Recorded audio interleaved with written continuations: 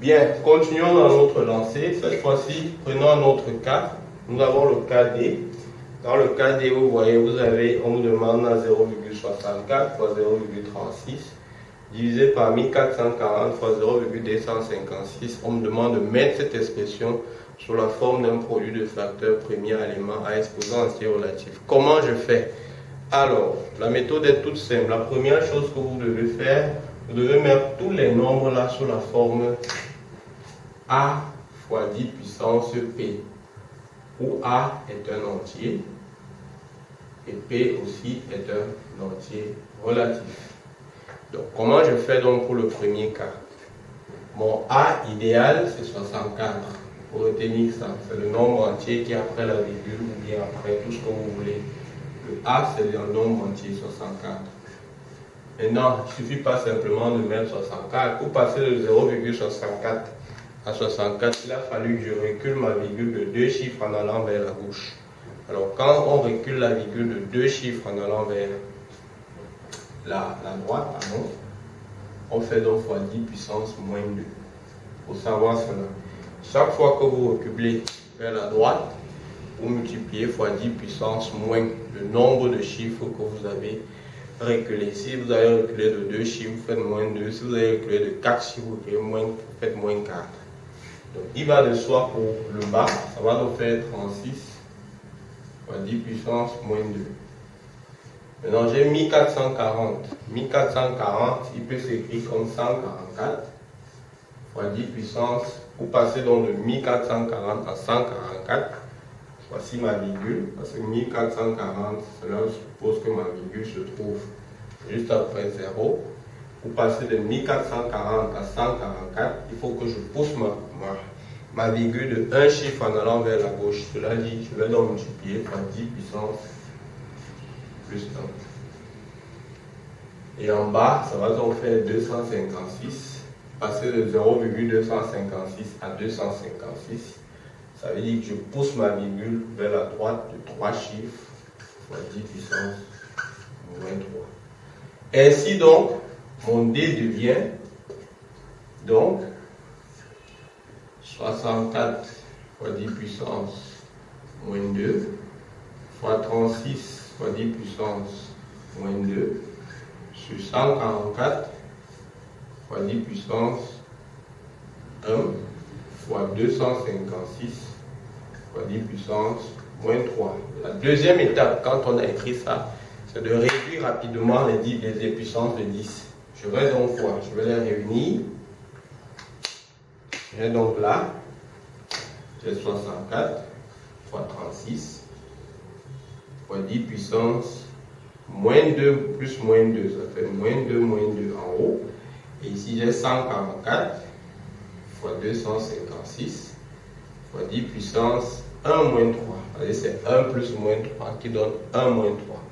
Et donc ça va me faire 64 fois 36 fois 10 puissance moins 4 sur 144 fois 256 fois 10 puissance moins 2.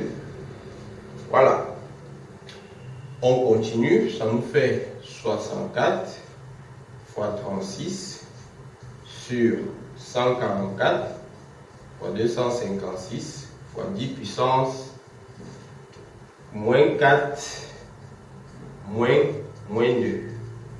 Alors, qui va me donner, je mets tout ça sous une barre de fraction. J'ai donc 64 fois 36 fois 10 puissance moins 4 plus 2 qui donne moins 2 sur 144 fois 256. Et donc là, on tombe à quelque chose de déjà connu qu'on a vu précédemment. Ce qu'il va donc falloir maintenant, c'est de décomposer tous mes gros chiffres, à savoir 64, 36, 10, 144, 56. On va faire la décomposition de tout cela. Nous avons vu tout à l'heure que 144, sa décomposition, c'était 2 puissance 4 fois 3 puissance 2. On va plus revenir là-dessus. Maintenant, on va faire la décomposition. 64, sa décomposition, c'est 2 puissance 6, ça a été vu. Maintenant, pour 36, on va faire 2. 36 divisé par 2, ça nous donne 18. Par 2, 9. Par 3, 3, fois 3, 1. Autrement dit, 36, c'est 2 puissance 2, fois 3 puissance 2. On fait maintenant la décomposition de 256. Alors, 256 par 2, ça fait 128. Par 2, 64. Par 2, 32. Par 2, 16. Par 2, 8. Par 2, 4. Par 2, 2. Par 2, 1. Voilà. Autrement dit, 256 sera donc égal à 2 puissance 2, 4, 6, 8. 2 puissance 8. Donc, mon 10 par 2, ça me fait 5. Par 5, ça fait 1. D donc devient quoi? D devient... Alors, la décomposition de 64, c'est connu. C'est 2 puissance 6 fois 2 puissance...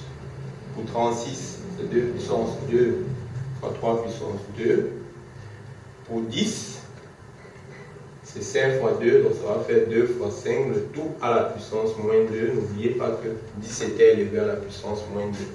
Maintenant, sur mon dénominateur 144, qui est 2 puissance 4 fois 3 puissance 2, ça fait 2 puissance 4 fois 3 puissance 2, fois 256, qui est 2 puissance 8.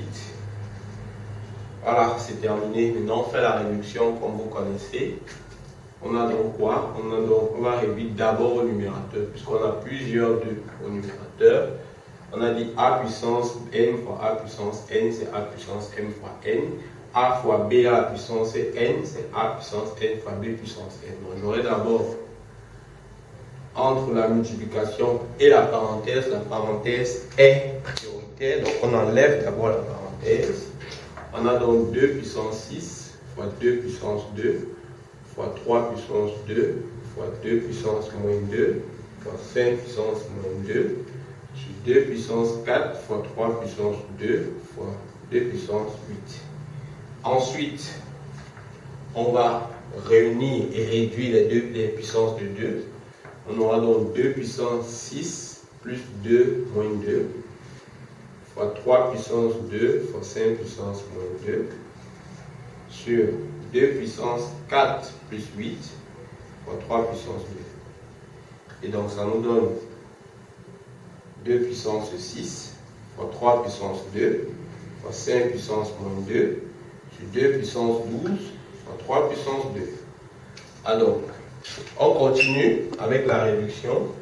J'ai donc 2 puissance 6 sur 2 puissance 12, ça fait 2 puissance 6 moins 12 fois 3 puissance 2 moins 2 fois 5 puissance moins 2, qui va donc faire 2 puissance 6 moins 12, ça fait moins 6, fois 2, 3 puissance 0 qui donne 1, fois 5 puissance moins 2, et à la fin ça nous fait 2 puissance 6 fois 5 puissance moins 2.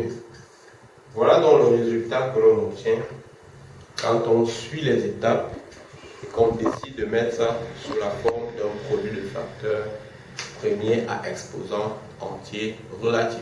Voilà, vous connaissez exactement tout ce qu'il y a à connaître dans le cadre de cette notion pour les différents types de produits que l'on peut vous donner.